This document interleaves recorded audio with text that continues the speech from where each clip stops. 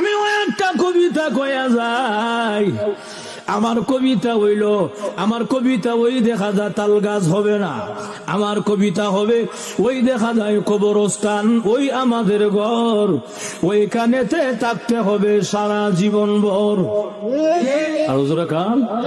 ওই দেখা যায় কবরস্থান, ওই আমাদের ঘর, ওইখানেতে থাকতে হবে সারা জীবন ভর।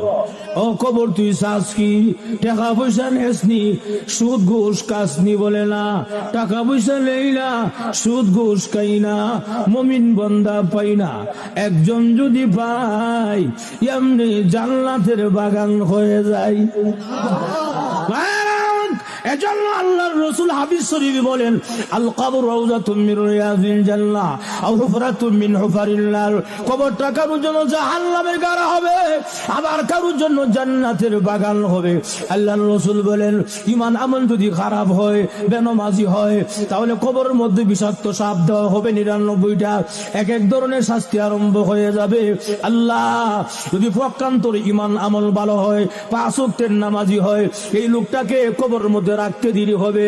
একজন ঘোষণাকারী ঘোষণা দিবে, ও আলবিসুহু মিনাল জান্নাহ ও আফরিসুহু মিনাল জান্নাহ, আমার বান্দাকে জান্নাতি পোশাকটা পরায়া দে, আমার বান্দাকে জান্নাতি। ওই জায়গা যায় কবরস্থান, ওই আমাদের ঘর, ওইখানে থাকতে হবে সারা জীবন ভর। ও কবরটি চাস কি? টাকা পয়সা নেসনি বলে না, টাকা পয়সা নেই না। সুদ ঘুষ নেসনি বলে সুদ ঘুষও নেই না, তাহলে কি নেস? মুমিন বান্দা পাইলো একটা যদি পাই, এমনি করে জান্নাতের বাগান হইয়া যায়। বন্ধু আমার, এই জন্য আল্লাহর পয়গম্বর রাহমাতুল লিল আলামিন হাদিসের মধ্যে বলেন, আল কবরু রাউযাতুম মিন রিয়াজিল জান্নাহ আও হুফরাতুম মিন হুফারিন নার। কবরটা কারোর জন্য জান্নাতের বাগান হবে, কারোর জন্য জাহান্নামের গাড়া হবে।